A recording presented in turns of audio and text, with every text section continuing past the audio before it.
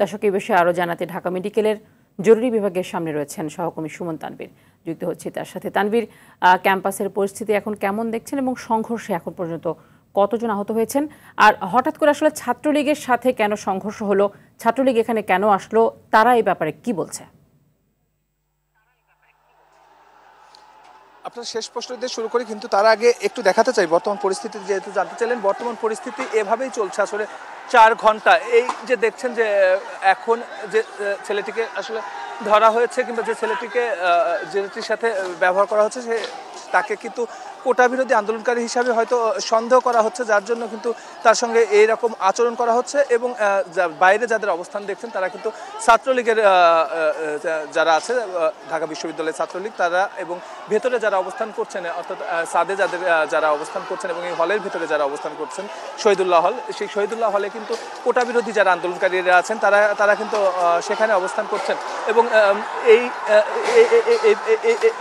এই পরিস্থিতি কিন্তু প্রায় 4 ঘন্টা হলো চলছে এমন পরিস্থিতি, এবং পুরো পরিস্থিতি কিন্তু আসলে কন্ট্রোলের বাইরে চলে গিয়েছে প্রায় 4 ঘন্টা, যেটি বলছিলাম। এবং এই 4 ঘন্টার পরিস্থিতিতে আমরা এখন পর্যন্ত কিন্তু আসলে দেখিনি যে কোনো পুলিশ সদস্যকে এখানে ভূমিকা রাখতে। সেই সঙ্গে বিশ্ববিদ্যালয়ের যে প্রশাসন আছে তাদেরও কিন্তু কোনো ভূমিকা দেখছি না। সংঘর্ষ কিন্তু আসলে চলমান আছে। শহীদুল্লাহ হলে অবস্থান নিয়েছে সকালে যখন 3টায়। আজকে দুই পক্ষেরই কিন্তু আসলে একটি পূর্ব নির্ধারিত কর্মসূচি ছিল রাজু ভাস্কর্যের সামনে, একই জায়গায় তারা অবস্থান কর্মসূচি দিয়েছিল। সেই জায়গা থেকে কিন্তু আগের থেকেই পূর্ব অনুমান করা যাচ্ছিল যে আজকে আসলে একটি অপ্রীতিকর পরিস্থিতি তৈরি হবে। কিন্তু সেই অপ্রীতিকর পরিস্থিতিটি যে আসলে এ পরিমাণ সংঘর্ষে ছড়াবে সেটি কিন্তু আসলে কারোরই কেউ আশা করেনি। এবং আমরা দেখছিলাম যে পরিস্থিতিটি, যেহেতু বলছি যে পুলিশের উপস্থিতি ছাড়া 4 ঘন্টা চলমান আছে, তো সেই জায়গা থেকে আমরা কিন্তু দেখছি যে কিছুক্ষণ আগেও কিন্তু এখানে বেশ কয়েকটি ককটেল বিস্ফোরিত হয়েছে।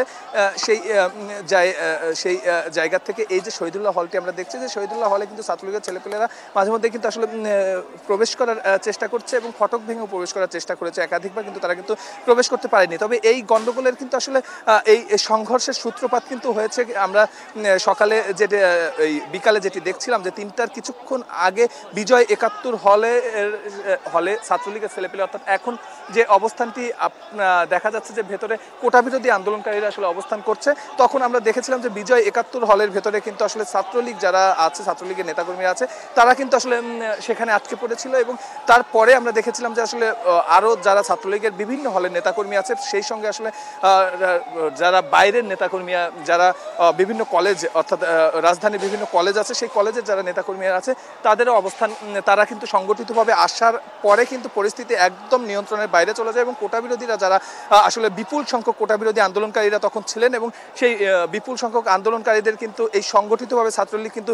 সেখান থেকে কিন্তু আসলে হটিয়ে দেয়। এবং হটিয়ে দেওয়ার পরে কিন্তু তারা যে জায়গাটিতে অবস্থান নিয়েছিল, আমরা দেখছিলাম যে তাদের নীলক্ষেতের দিকে আসলে তাদেরকে সরিয়ে দেওয়া হয়। এবং ওই সময় কিন্তু আসলে কোটা বিরোধীরা কিন্তু আমাদের কাছে বলেছে যে তাদের প্রায় 150 নেতাকর্মী কিন্তু, তাদের 150 শিক্ষার্থী কিন্তু তখন কিন্তু আহত হয়েছেন। এবং এখন যে পরিস্থিতি চলছে, এই পরিস্থিতিতে আসলে সর্বশেষ আমরা কিছুক্ষণ পরপর দেখছি, যেহেতু বিভিন্ন দিক থেকে ইটপাটকেল নিক্ষেপ হচ্ছে, সেই ইটপাটকেল নিক্ষেপের কারণে আমরা দেখছি যে মাঝে মধ্যেই 2-1জন রক্তাক্ত অবস্থায় এখান থেকে রিক্সা যোগে আসলে নিয়ে যাওয়া হচ্ছে। তবে যার যার অবস্থানে কিন্তু শেষে এখন পর্যন্ত আছে। এবং যারা ঢাকা ভার্সিটির উপাচার্যের বাসভবনে আমরা সর্বশেষ যতটুকু জানতে পেরেছি যে প্রক্টোরিয়াল টিম নিয়ে একটি বৈঠক বসেছে, এবং সেই বৈঠকের সিদ্ধান্তটি এখনো জানা যায়নি। তবে এটি বলার অপেক্ষা রাখে না যে আসলে শিক্ষকদের সেই সিদ্ধান্ত আসলে কতটা ছাত্ররা কতটা শুনবেন, সেটি কিন্তু বলার অপেক্ষা রাখে না। আপনি দেখছেন যে একটি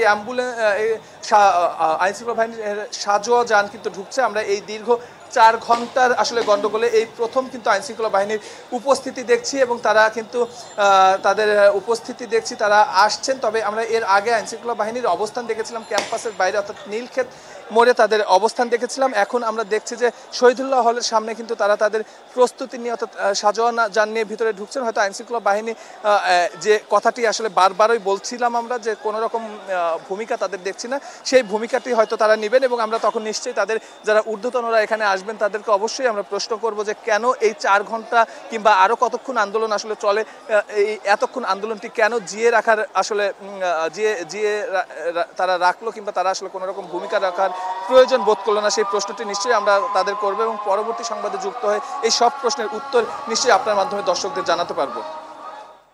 নিশ্চয়ই আপনারা যারা সংবাদকর্মী রয়েছেন তারাও নিশ্চয়ই নিরাপদেই সংবাদ সংগ্রহ করবেন। পরবর্তীতে আপনার কাছ থেকে আমরা আরও কিছু তথ্য নিশ্চয়ই দর্শকদেরকে জানাতে পারবো। ধন্যবাদ আপনাকে।